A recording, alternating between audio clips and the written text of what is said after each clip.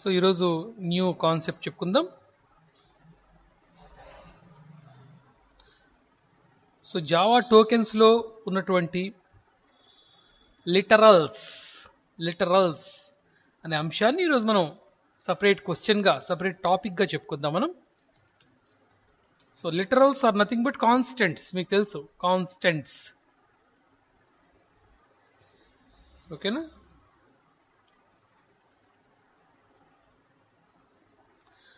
Literal అంటే నేరుగా మనం ఇవ్వబడేది, నేరుగా రాయబడేది, ఓకేనా? లిటరల్స్ అంటాం వాటిని. So these are the constants. జావాలో మొత్తం మనకు 4 రకాలు, కానీ 5వది కూడా ఉంటుంది, మనం చెప్పుకుందాం దాని గురించి. సో బేసిక్గా కాన్స్టెంట్స్ అంటే ఏం చెప్పుకుందాం మనం? టోకెన్స్ చెప్పుకున్నప్పుడు కాన్స్టెంట్ వాల్యూస్. కాన్స్టెంట్స్ ఆర్ అవునా, they cannot be changed, they never be changed. Constants అనేవి ఎక్కడ మారవు, ఓకేనా? అలా మారకుండా ఉండే వాటిని కాన్స్టెంట్స్ అంటాం మనం. సో దాంట్లో మనకు రకరకాల వాల్యూస్ ఉంటాయి, రకరకాల కాన్స్టెంట్స్ ఉన్నాయి. Integer constants, real constants, character constants, string constants. కింద మనకు గ్రీన్ కలర్ బ్యాక్గ్రౌండ్తో ఇచ్చారు చూడండి. మొత్తం 2 రకాల కాన్స్టెంట్స్ ఉంటాయి. ఒకటి న్యూమరిక్ కాన్స్టెంట్, రెండోది non numeric constants. Numeric constants అంటే న్యూమరిక్లో మనకు 2 రకాలే ఉండేది, మీరు ఎటు చూసినా కూడా. ఒకటి ఇంటిగ్రల్, రెండోది ఫ్రాక్షనల్ అంటే ఫ్లోట్, డెసిమల్ వాల్యూస్. మీరు ఏ వాల్యూ తీసుకుని ఈ రెండే మనకు కనపడేది. సో న్యూమరిక్ కాన్స్టెంట్స్ తీసుకున్నట్లయితే ఇంటీజర్ కాన్స్టెంట్స్, అలాగే రియల్ కాన్స్టెంట్స్. రియల్ కాన్స్టెంట్స్ మనం ఫ్రాక్షనల్ లేదా డెసిమల్ కాన్స్టెంట్స్ అని కూడా పిలవచ్చు. నాన్ న్యూమరిక్ నెంబర్ కానివి ఏముంటాయి? నెంబర్ కానివి ఉంటాయి అంటే ఆల్ఫబెట్స్ ఉంటాయి.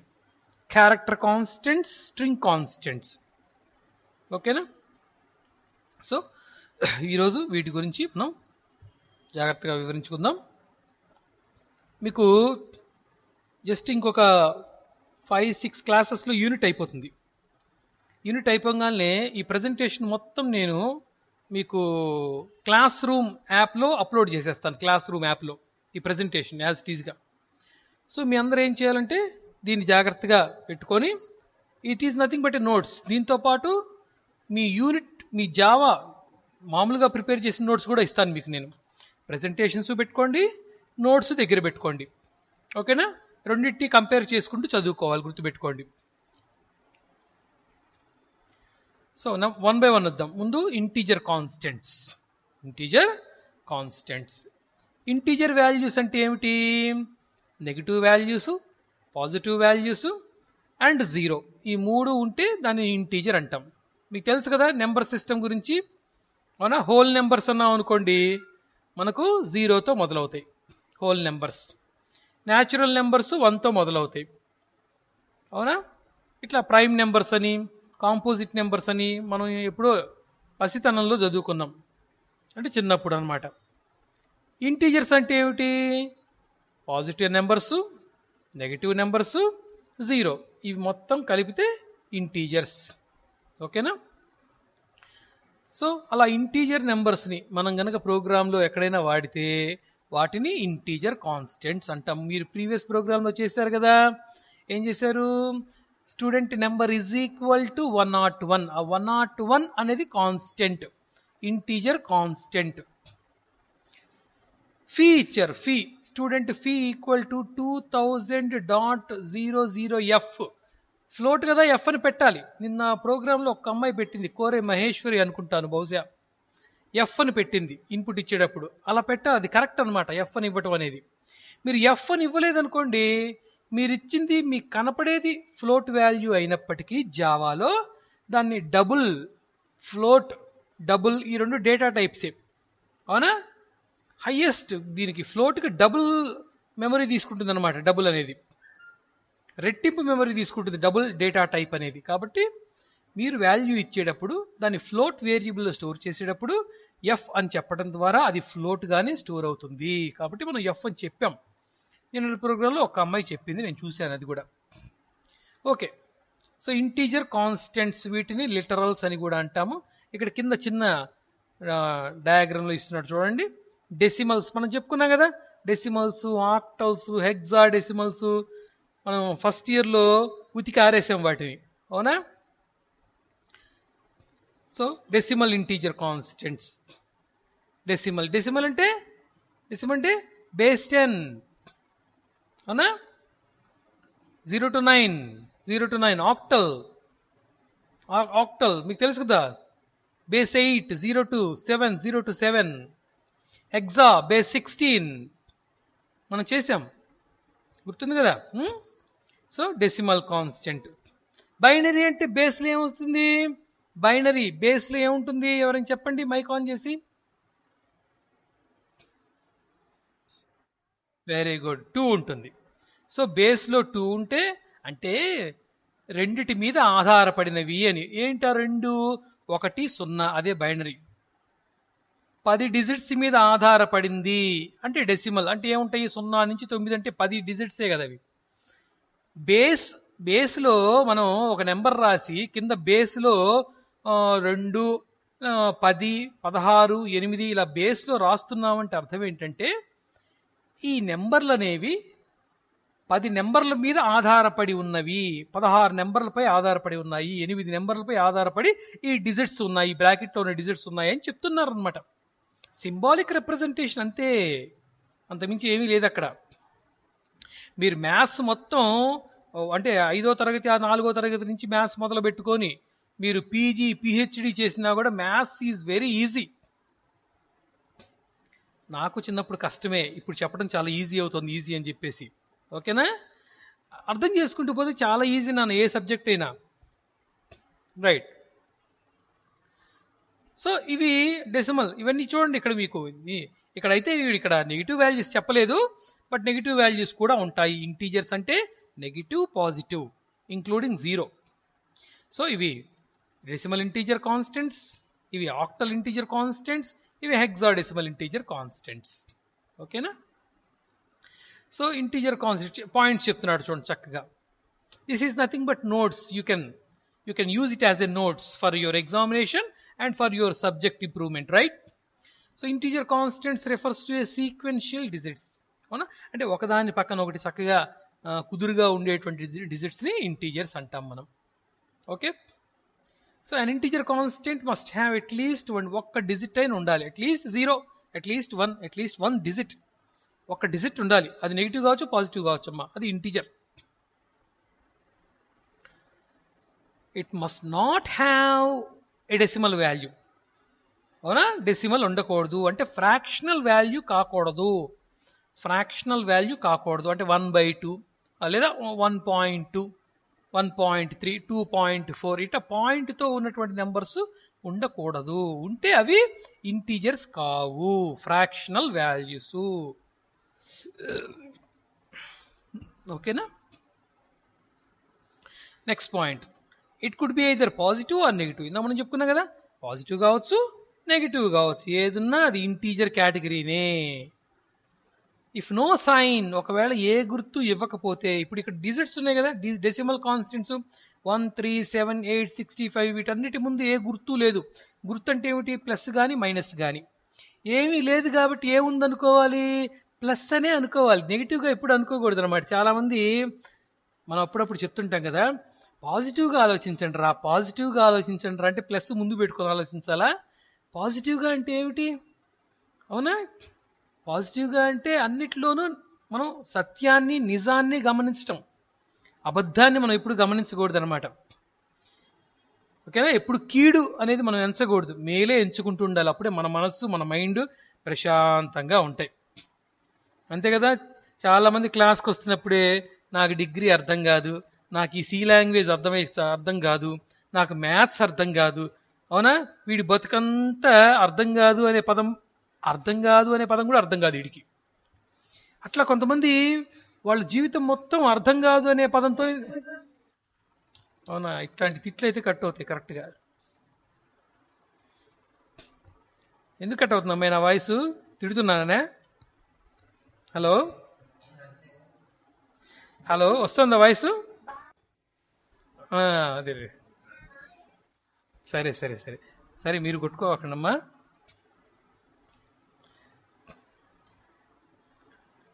ఓకే, మీ ట్యాబ్ కూడా తెలిసేమో తిట్లు ఏమన్నా అరుపులు, సార్లు ఏమన్నా అరుస్తుంటే వాడి వాయిస్ బ్రేక్ చేయాలని. Okay, no problem. అంటే కొంతమంది టెక్నికల్ ప్రాబ్లం ఉంటుందమ్మా. ఆ, అంటే ఇక్కడ నెట్ స్లో ఉండొచ్చు, లేదా మీ దగ్గర నెట్ స్లో ఉండొచ్చు. దీనివల్ల కొంచెం ఈ వాయిస్ బ్రేక్ అనేది సహజంగా జరుగుతూ ఉంటుంది. ఓకే, ఎనీవే నేను రికార్డింగ్ చేస్తున్నాను.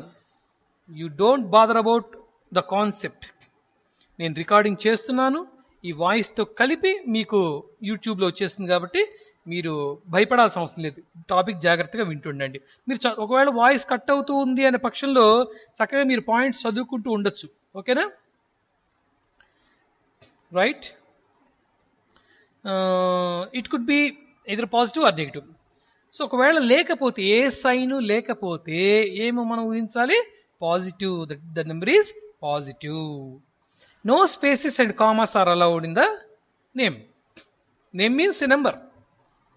మీరు ఒక నెంబర్ తీసుకున్నారనుకోండి, 232. 232 అంటే 3 కలిపి రాయాలి, డిజిట్స్ అన్ని అతికించి రాయాలన్నమాట, విడగొట్టకూడదు.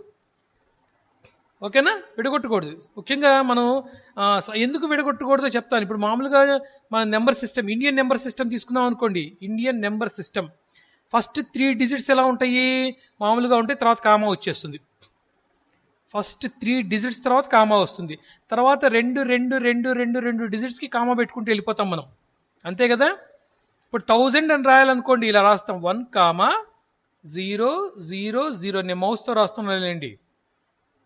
1,0. ఫస్ట్ 3 డిజిట్స్కి ఏం పెట్టేసాం, కామా పెట్టేసాం. 11,000 రాయాలనుకోండి, ఇలాగా 1,11,000 రాయాలనుకోండి, చూడండి ఫస్ట్ 3 డిజిట్స్ అనేవి అలా ఉంటాయి. 3 డిజిట్ తర్వాత కామా పెడతాం, ఆ తర్వాత 2,2,2,2కి కామా పెట్టుకుంటూ వెళ్ళిపోతాం. ఇది ఇండియన్ నెంబర్ సిస్టమ్.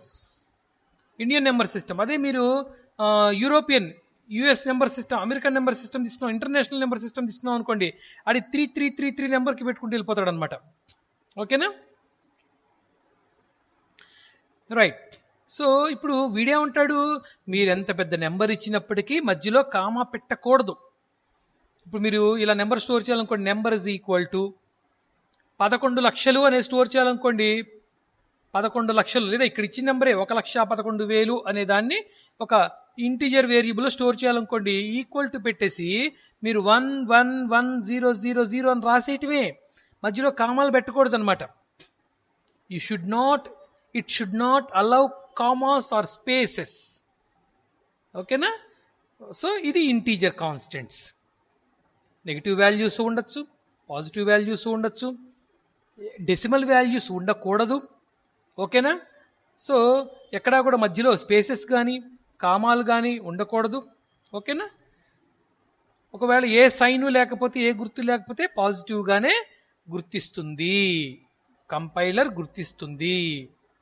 ఇవి ఇంటీజర్ కాన్స్టెంట్స్. మీరు ప్రోగ్రాంలో ఎక్కడ వాడినా వీటిని ఇంటీజర్ కాన్స్టెంట్స్ అనే అంటాం. డిజిట్స్ రూపంలో ఉంటాయి, డెసిమల్ వాల్యూస్ ఉండవు, స్పేసెస్ ఉండవు, కామాలు ఉండవు, నెగిటివ్ ఉండొచ్చు, పాజిటివ్ ఉండొచ్చు, కానీ ఫ్రాక్షనల్ వాల్యూ మాత్రం ఉండదు, అంటే డాట్తో కూడినటువంటి వాల్యూ ఉండదు. Real constants. ఓకేనా. సో మనకు ఫ్రాక్షనల్ వాల్యూస్ కొన్ని సందర్భాల్లో అవసరం అవుతూ ఉంటాయి. ఫ్రాక్షన్ అంటే ఏమిటి, ఏ పార్ట్ ఆఫ్ ద హోల్. అవునా. ఒక టోటల్ తీసుకున్నాం అనుకోండి, ఒక యాపిల్ పండు తీసుకుందాం అనుకోండి, లేదా ఒక జామ పండు తీసుకుందాం అనుకో, సగానికి కోసి ఇచ్చాం అనుకోండి, ఏమంటాం మనం, నాకు హాఫ్ ఇచ్చాడు అని చెప్తాం. అంటే మొత్తంలో నుంచి సగభాగాన్ని మనకి ఇచ్చినట్టు. దాన్ని ఎలా చెప్తాం మనము, డిజిట్స్ రూపంలో 1/2 అంటాం. 1/2, 0.5 లేదా 1/2. అవునా కదా. సో అలా ఫ్రాక్షనల్ వాల్యూస్ అనేవి కొన్ని సందర్భాల్లో మనం డేటా రూపంలో స్టోర్ చేయాలి. ఇప్పుడు మనం కొన్ని మెజరబుల్ థింగ్స్ ఉంటాయి, కొలమానాలు కొలిచేటప్పుడు, లీటర్సు, తర్వాత డిస్టెన్స్. అవునా. ఇలా మనం కొలిచే సందర్భాలు కొన్ని ఉంటాయి అన్నమాట. వెయిట్ బరువు కానీ డిస్టెన్స్ కానీ ఓకేనా ఇలాంటివి మనం కొలిచేటప్పుడు ఖచ్చితంగా మనం ఫ్రాక్షనల్ వాల్యూస్ అనేవి అవసరం. మీ పాయింట్స్ కూడా మీ మార్కులు కూడా చూడండి, నీకు ఎన్ని పాయింట్స్ వచ్చినాయిరా అని అడిగితే నాకు 9.2 వచ్చినాయి సార్ 10th క్లాస్లో అని చెప్తాం మనం. సో అలా మనం కొన్ని సందర్భాల్లో ఫ్రాక్షనల్ వాల్యూస్ కూడా మనకు డేటా రూపంలో కంప్యూటర్కి ఇన్పుట్గా ఇవ్వవలసి ఉంటుంది. అలాంటి సందర్భంలో మరి ఫ్రాక్షనల్ వాల్యూస్ వాడాల్సిందే కదా. అలాంటి వాల్యూస్ని రియల్ కాన్స్టెంట్స్, మీరు ఒక వాల్యూని నేరుగా టైప్ చేసినట్లయితే రాసినట్లయితే దాన్ని కాన్స్టెంట్ అని పిలుస్తారు. ఓకేనా.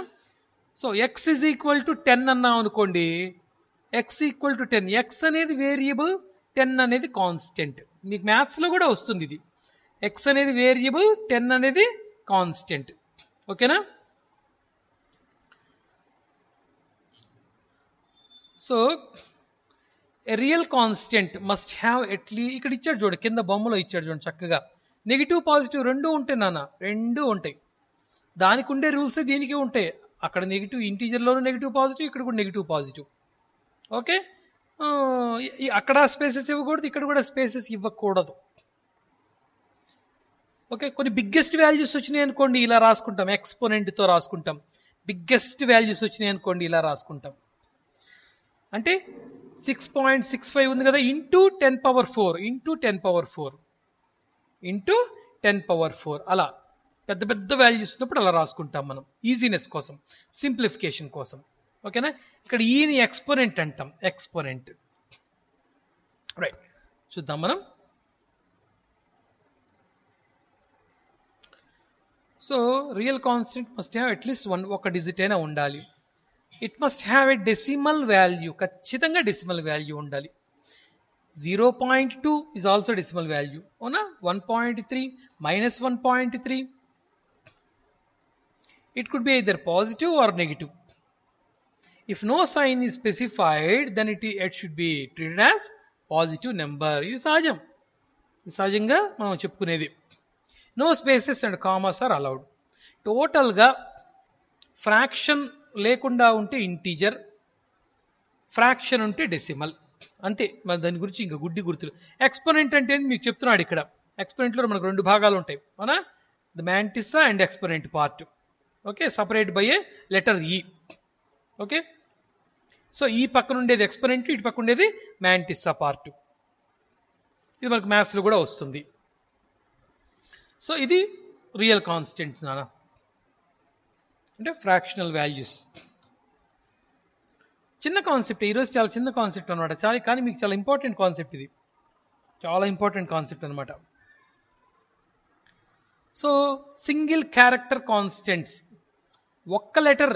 వన్ లెటర్ మీరు గనక ప్రోగ్రాంలో వాల్యూగా, ఒక లెటర్ని వాల్యూగా ఉపయోగించాల్సి వస్తే మనం దాన్ని సింగిల్ కోట్లో ఉంచాలి. సింగిల్ కొటేషన్స్, ఇన్వర్టెడ్ కామాస్ అంటాం కదా, సింగిల్ ఇన్వర్టెడ్ కామాలో ఉంచాలి. ఓకేనా. ఇన్వర్టెడ్ అంటే కామా అంటే కింద ఉంటుంది కదా, ఇన్వర్టెడ్ అంటే పైన ఉండేది. అంతా మీకు మ్యాథ్సే మీకు, అవునా. నాకు సరిగ్గా గుర్తులేదు, ఇన్వర్ట్ ఫ్రాక్షన్ అని ఉంటుంది అనుకుంటా మ్యాథ్స్లో. ఇన్వర్ట్ ఫ్రాక్షన్ అని ఉంటుందా ఎవరైనా అనండి, ఉంటుందని చెప్పండి. ఇన్వర్ట్ ఫ్రాక్షన్ ఒకళ్ళు మైక్ ఆన్ చేసి చెప్పండి. ఫ్రాక్షన్స్లో ఇన్వర్ట్ ఫ్రాక్షన్ ఉంటుంది కదా,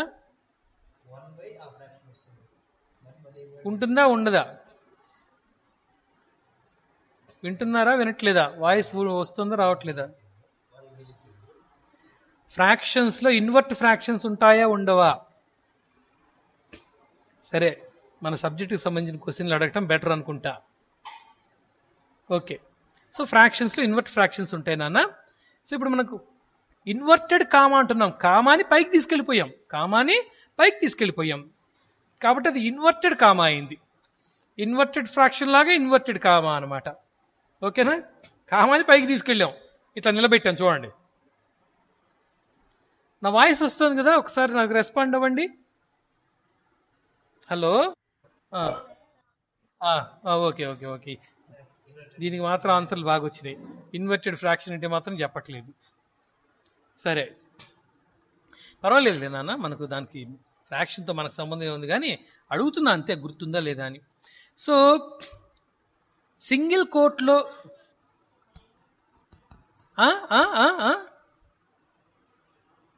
హలో,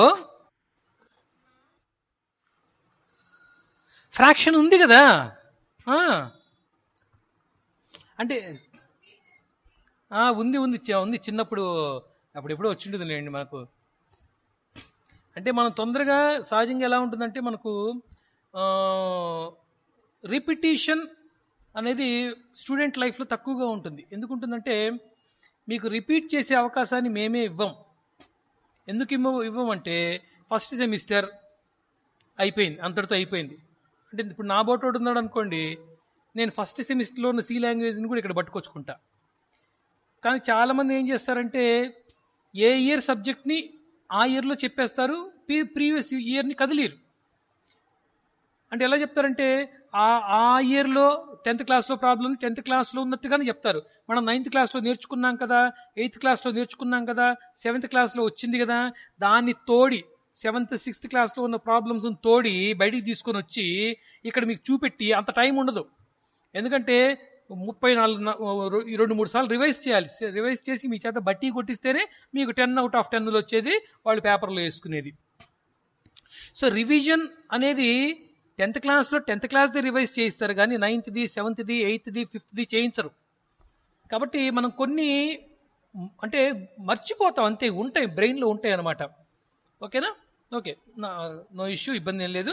సో ఒక లెటర్ని కానీ, ఒక డిజిట్ని కానీ, ఒక సింబల్ని కానీ, సింబల్ కానీ, అక్షరం కానీ అంటే ఆల్ఫాబెట్ కానీ, డిజిట్ కానీ మీరు కనుక దాన్ని సింగిల్ కోట్లో అంటే ఇన్వర్టెడ్ కామాలో ఉంచినట్లయితే దాన్ని క్యారెక్టర్ కాన్స్టెంట్, ఇంకా క్లియర్గా చెప్పాలంటే సింగిల్ క్యారెక్టర్ కాన్స్టెంట్ అని పిలుస్తారు. సహజంగా దీన్ని మనం ఎక్కడ ఉపయోగిస్తామంటే స్టూడెంట్ జెండర్ అనే వేరియబుల్ ఉంది.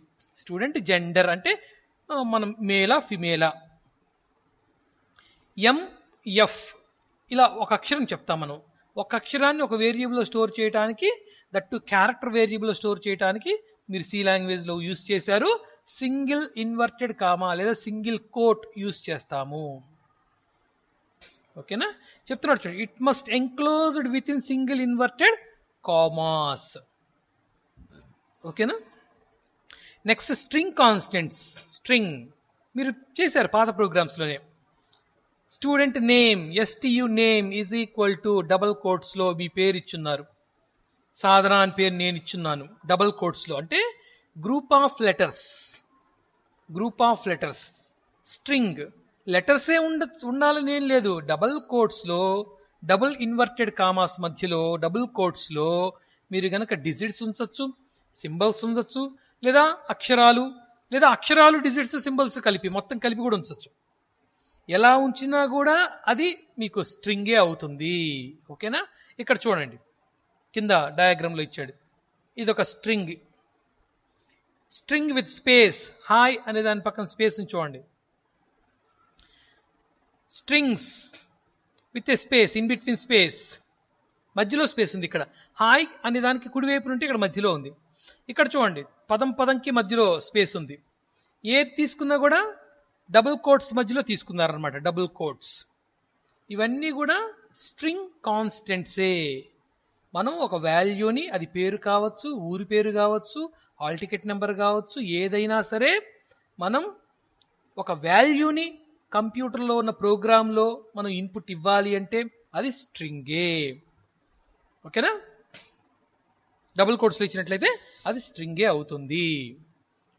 సో చెప్తున్నాడు చూడండి, string is a sequence of characters enclosed. Enclosed అంటే మూసివేయటం, ఎన్క్లోజ్డ్ అంటే రెండింటి మధ్యలో ఉంచటం అనమాట, మూసివేయటం. బిట్వీన్ డబుల్ కోట్స్ మధ్యలో గనక మూసివేసినట్లయితే, ఉంచినట్లయితే అది స్ట్రింగ్ అవుతుంది. ఓకేనా? చెప్తున్నాడు, ఇంకొక పాయింట్ చెప్పాడు చూడండి, the characters may be digits, alphabets. Digits కావచ్చు, ఆల్ఫాబెట్స్ కావచ్చు, ఆల్ఫా న్యూమరిక్స్ కూడా కావచ్చు. అంటే ABCD 1 2 3 ఇలా కూడా కావచ్చు, తప్పేమీ లేదు. ఇది బ్యాక్ స్లాష్ క్యారెక్టర్స్. వీటి గురించి మీకు తెలుసు. దీంట్లో మీరు రెండింటిని వాడారు బేసిక్గా, ఇదొకటి ఇదొకటి. ఓకేనా? /t for tab, /n for new line. సిలో వాడాం మనం. ఓకేనా? /n న్యూ లైన్ కోసం వాడాం మనం. ఇవి కూడా కాన్స్టెంట్సే. వీటిని కూడా మనం ఎట్లా చెప్తాము? ప్రింటింగ్లో వాడతాం. ప్రింటింగ్లో double quote, printf parenthesis double quotes hello /n world double quotes parenthesis close semicolon ఇలా రాసినప్పుడు ఈ బీని మనం అవుట్పుట్లో భాగంగా వాడాము. ఒకవేళ ఇండివిజువల్గా వాడాల్సి వస్తే మనం /b తీసుకోవచ్చు, సింగిల్ కోట్లో తీసుకోవచ్చు. ఓకేనా? సో ఇలా స్లాష్తో, అంటే ఏ స్లాష్ అది? రెండు రకాల స్లాషెస్ ఉంటాయి నాన్న. ఒకటి డివైడెడ్ బై ఉంటుంది. డివైడెడ్ బై ఇలా ఉంటుంది, ఇలా ఉంటుంది డివైడెడ్ బై. ఇది ఎలా ఉంది? ఇలా ఉంది. వెనక వైపుకు వాలి ఉంది, ఇది డివైడెడ్ బై అనేది ముందు వైపుకు వాలి ఉంటుంది అనమాట. ఓకే, సో అలా వెనక వైపుకు వాలి ఉండేటువంటి, మీరు చూసినట్లయితే ఇక్కడ /b /t /n, ఈ స్లాష్ అనేది n అనే అక్షరం మీదకుందా, అవతలకుందా? అవతలకే ఉంది. అవునా? వెనక వైపుకి వాలి ఉంది కాబట్టి బ్యాక్ స్లాష్ అంటాం దీన్ని. Back slash character constant. ఇవన్నీ ఇక్కడ రాసినవన్నీ కూడా బ్యాక్ స్లాష్ క్యారెక్టర్ కాన్స్టెంట్స్ అంటాం. వీటిని అవుట్పుట్లో భాగంగా మనం ఉపయోగిస్తాము. న్యూ లైన్స్ని ప్రింట్ చేయడానికి, ట్యాబ్ ప్రింట్ చేయడానికి, బ్యాక్ స్పేస్ ప్రింట్ చేయడానికి, బ్యాక్ స్లాష్ ప్రింట్ చేయడానికి, ఇలా రకరకాల వాటి కోసం మనం బ్యాక్ స్లాష్ క్యారెక్టర్స్ని ఉపయోగిస్తాము. ఓకేనా? సో ఇవన్నీ కూడా కాన్స్టెంట్సే. ఒక వాల్యూని నేరుగా మీరు రాసిన, టైప్ చేసిన ఆ వాల్యూని కాన్స్టెంట్ అంటాం అకార్డింగ్ టు మ్యాథమెటిక్స్. ఓకేనా? ఇప్పుడు ఫర్ ఎగ్జాంపుల్ 2x అన్నాం అనుకోండి, 2x నేను ఇక్కడ రాస్తున్నాను చూడండి, 2x. దీంట్లో కాన్స్టెంట్ ఏది, వేరియబుల్ ఏది? 2 అనేది కాన్స్టెంట్, మీకు x అనేది వేరియబుల్. అవునా కాదా? ఓకేనా? సో కాన్స్టెంట్స్ అంటే నేరుగా డిజిట్స్ రూపంలో ఉండేవి. x means variable, its a variable. Okay, సిలో అయితే మనం వేరియబుల్స్లోకి వాల్యూస్ స్టోర్ చేసుకుంటాం. STU number = 101, STU name = double కోట్స్లో Sadhana, STU fee = 2000.00f semicolon. ఈ ఈక్వల్ టుకి కుడివైపు ఉండేవన్నీ కాన్స్టెంట్స్, ఈక్వల్ టుకి ఎడం వైపు ఉండేవన్నీ కూడా వేరియబుల్స్ లేదా ఐడెంటిఫైయర్స్. ఓకేనా? Okay, so that's all for today. ఈరోజు మీ క్లాస్ అయింది, చిన్న కాన్సెప్ట్ ఇది. ఓకే, మీకు ఆల్మోస్ట్ ఇంకొక 5 క్లాసెస్లో మీకు యూనిట్ అయిపోతుంది. ఒకవేళ మనకేదో సిలబస్ తగ్గిస్తారు అని చెప్పేసి చెప్తున్నారు, ఒక నిమిషం వెయిట్ చేయండి, ముందు నేను రికార్డింగ్ ఆఫ్ చేసుకుంటాను.